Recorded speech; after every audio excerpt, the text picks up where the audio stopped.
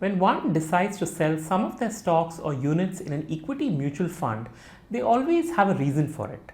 The market is too expensive, the fund is underperforming, this company's growth has stalled, I want to book some profits, etc. etc.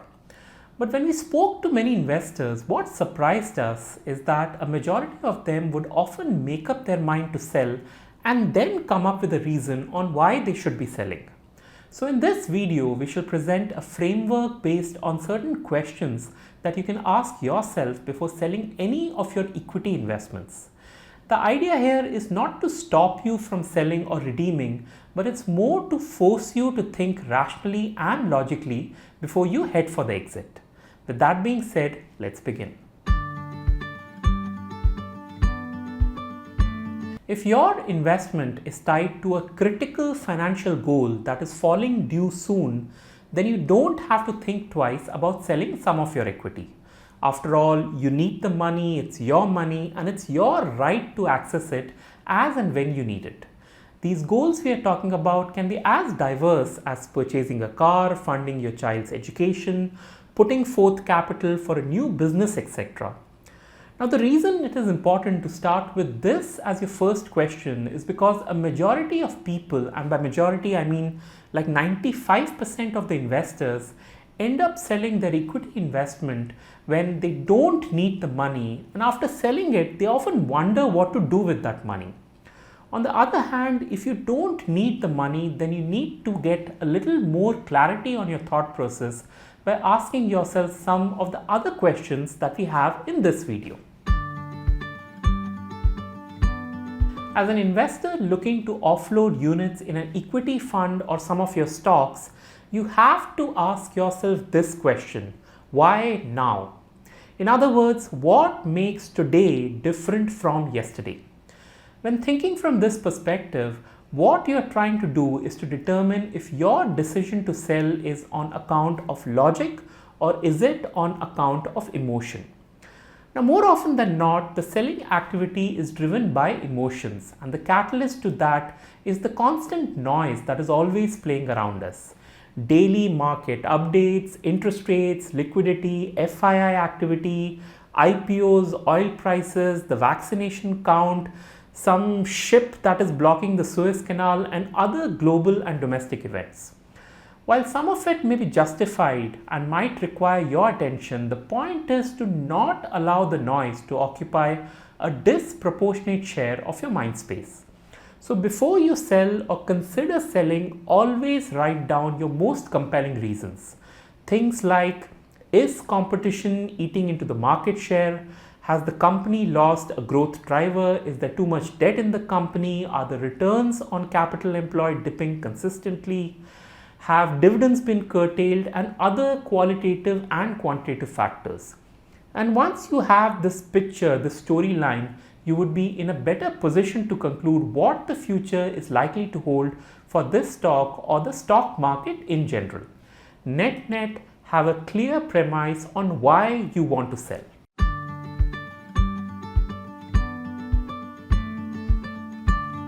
One of the more popular videos on the ETMONEY YouTube channel is the one on asset allocation, where we have put forth some asset constructs that investors, depending on their risk profile, can explore for their own investments. Now, markets continue to change on a daily basis, and if these changes were to move your asset mix beyond your risk tolerance or comfort zone, then the selling and buying of assets to restore the balance is certainly warranted. For instance, the recent stock market rally might have changed your equity debt mix from, say, a 60-40 to a 75-25.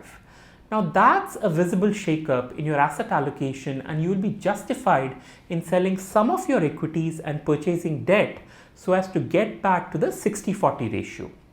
What one should certainly avoid here is to sell assets aimlessly, as this is more likely to harm your portfolio's risk-adjusted returns rather than improving it. On most occasions, the equity mutual fund or stock which is sent to the chopping block is also the most underperforming one. This underperformance is often viewed in comparison to the overall stock market performance, and by that logic, here are some stocks which have performed poorly in the last 1 year.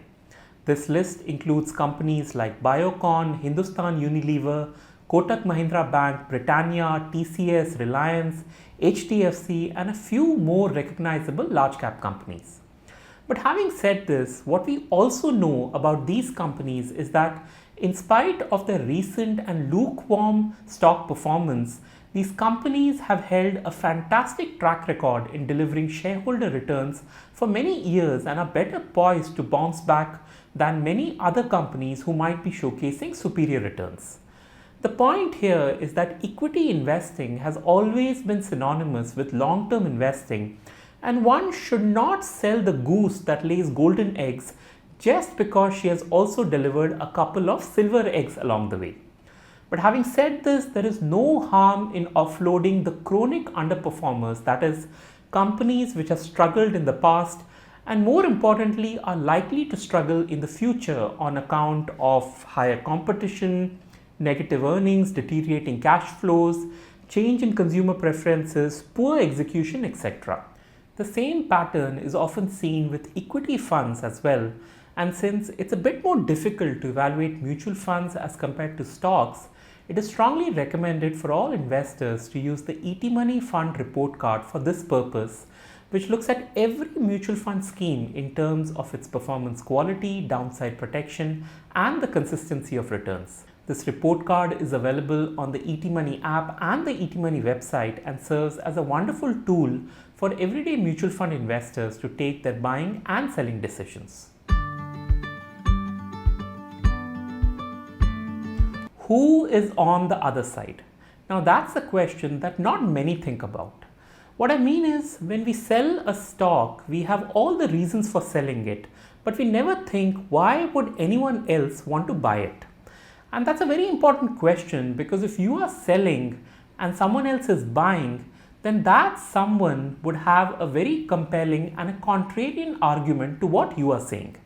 And if you can somehow determine the buyer's arguments, then you have two massive advantages. One, the process might reveal flaws or biases in your own thinking. And secondly, it will certainly make you a better and a more humble investor. In fact, the world's best investors are ones who have one strong opinion, but nevertheless can also make a brilliant argument against their own views. To use a jargon, these investors possess critical thinking skills, and going forward, and as a matter of principle, never forget to look at the other side of the transaction before selling. Your sale price minus the buy price is not your actual profits. In the case of stocks, there are brokerage costs, the STT or the securities transaction tax, and of course the capital gain tax that needs to be paid up. And in the case of equity mutual funds, there may be an exit load in addition to the short or long-term capital gain tax. So when you get down to selling some of your equities, always ascertain the total cost you will be paying up to effect the sale transaction. This is particularly important for someone who buys and sells on the slightest up and down price movement, and it is quite possible that the cost you pay might eat up much of your gains. So be clear on the costs and always focus not on the gross gains but on the net gains. What will change my mind?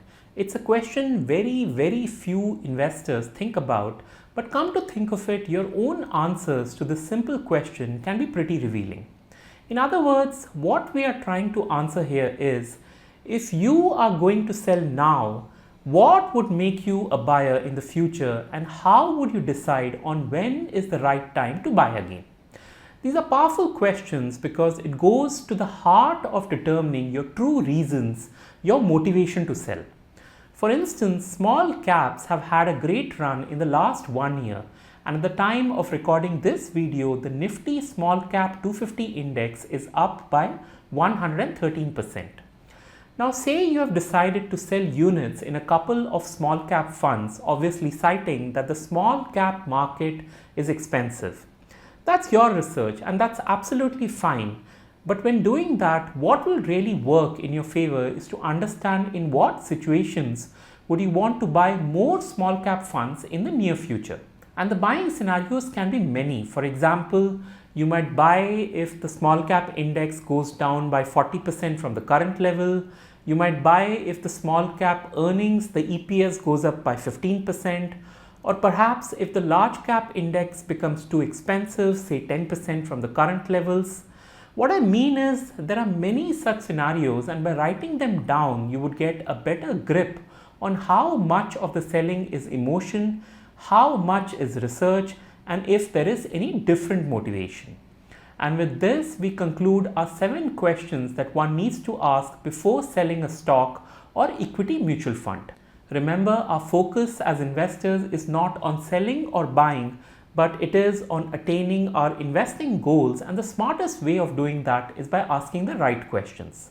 This video here was about giving you a framework through which one can decide why one should sell, because it's often the sell decisions that cost investors dearly. I do hope you found this presentation useful and will share this video with your friends and family. Do subscribe to the ETMONEY YouTube channel, do tap on that like button, and I look forward to catching up with you next week with another insightful video. Until then. Mutual fund investments are subject to market risks. Read all scheme-related documents carefully.